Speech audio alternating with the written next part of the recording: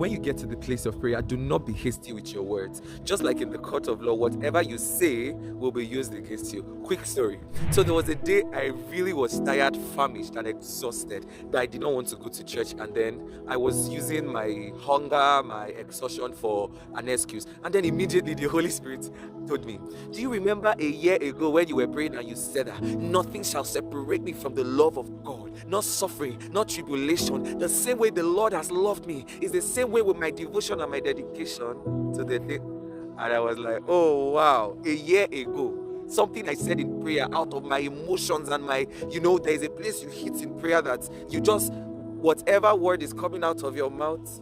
And most of the times why we don't get to be aware of the things that we say after our prayer is because maybe situations don't come up that the Holy Spirit reminds you that this is what you said. But by and large, for every commitment that you make to the Lord, be sure that you keep it. That's why David will say, if you go through the book of Psalms, you will see that David will constantly say that I will fulfill my vows, because in the days of desperation, in the days of trials, in the days of tribulation, he kept on making promises. He made promises, and when those promises came, he was reminded that he made promises that he had to keep. So wherever you go to the place of prayer and you're making promises, be sure, just like Hannah, that when your Samuel comes, you will be able to summon the courage to submit Samuel, offer Samuel as you promised to God. So God is not a means to an end. When you make a vow to God, make sure that you have intentions to keep to them. You might forget, but whenever he reminds you, it's just like saying that God, give me 500k. When it comes, I will pay my tithe, I will help the poor.